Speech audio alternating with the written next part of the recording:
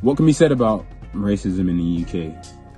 I don't think you can have that conversation without discussing the effects of slavery and colonialism on the society we live in today. But I feel as though as though there is a sentiment that, you know, we've come a long way. And often I feel like people want to pat on the back for that and sort of like, oh, you know, we complain about racism, but things are so much better now than they were 100 years ago. And whilst that might be the case, if I knew somebody who beat their wife every day and then they started limiting it to just the weekends, I wouldn't applaud them for it. I think racism is abhorrent in and of itself. I think the existence of it is a problem. And so the fact that we can acknowledge that it still exists means there is still a problem, regardless of where we've come from. But outside of that, I'm going to leave the slavery and colonialism part, because people often switch off once the conversation switches to slavery, because a lot of people feel like that's not their issue, or it's the problems of another time and another era. And so I'll just focus on sort of my lifetime and what racism has been in sort of my experience. And I think the what's really striking is how institutionalized it is. I think you see across the major institutions in the UK, statistically, black people are treated worse.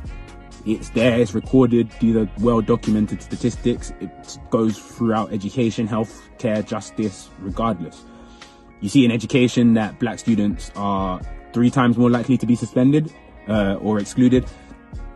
And so from sort of very young on, 11, 12, 13, young black boys' chances and impression of life is already being explained to them as different from that of white people. Already the trajectory they were on, the likelihood of sort of finishing uni, the likelihood of getting a high paying job is already limited. Already you have to overcome the odds to reach a level of success. After that, you see it in sort of in the healthcare system. I think the healthcare system is a great example. The recent COVID reports that came out that said that,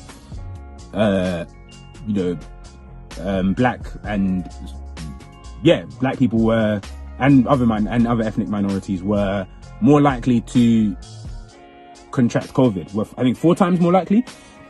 And unless you think that COVID is one of the diseases that black people are particularly susceptible to, which there is no evidence to suggest, you would realize that no, it's just a result of the society we live in. The institutions that are supposed to protect black people don't do as great of a job. And so when there are things that are a threat to black people, they're more likely to do damage to black people because they're not as protected. For example, in healthcare, a lot of the frontline workers, a lot of the workers who were not receiving the necessary equipment, a lot of the workers who would have to deal with the most severe cases were ethnic minorities, were black people, were people from, were Asian people, were people with roots in from other parts of the world. And it's you see this, that sort of the higher you go up in a lot of these industries, the more further away it is from the action, things get progressively whiter. And as it gets progressively safer, it gets progressively whiter. And so the white people in said industry do not come to the same levels of harm. It's also been well documented in terms of black women in their experiences of healthcare that their pain is not taken seriously, in that there's a view that the pain tolerance of black people is higher. And this is something that is well documented. There have been studies into this to suggest that people genuinely believe black people have a higher pain tolerance. And so when we're in healthcare institutions complaining about our pain, saying, you know, something is wrong, you're far more likely to be ignored. And as a result, you're far more likely to suffer the consequences. These are things that are well documented. Also, you see it play out in the justice system. As a black person, you're 6 times more likely to be stopped and searched. Now, this is not an indication of criminality. It is just, or rather it's an indication of our association with blackness and criminality, that the police can see you and your blackness can suggest you are a threat, or at least it suggests you're more of a threat than white people, and as such, you're more likely to be stopped and searched. I can speak for that one personally. I've been followed home by the police before because they didn't expect me and my friends to be driving into the road I was driving on. They just didn't expect that a group of black boys would be there.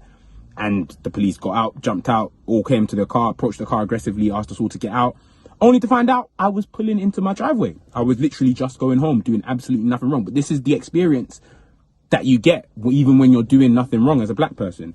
And all of these things play out. I've also been pulled over in a 24-hour space for driving too fast and too slowly.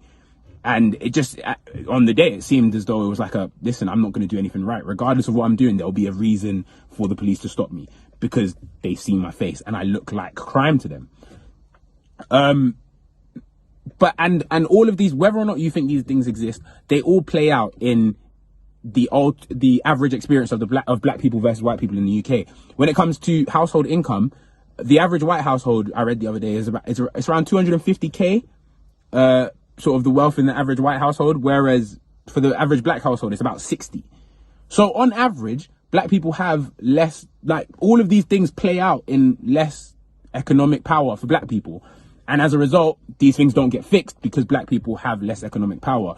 Politicians are less likely to be beholden to black communities. Businesses are less likely to be beholden to black communities because we live in a society where the bottom line is what matters.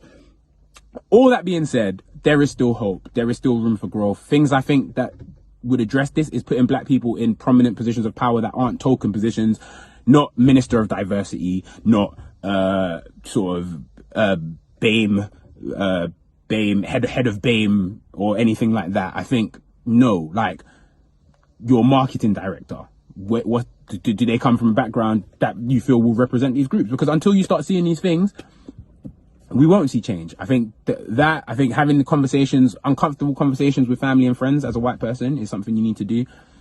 And ultimately keep the conversation alive. Keep critiquing your stance, keep critiquing your business, keep critiquing your political party, keep critiquing them and checking that their position is not one that causes more harm to black people.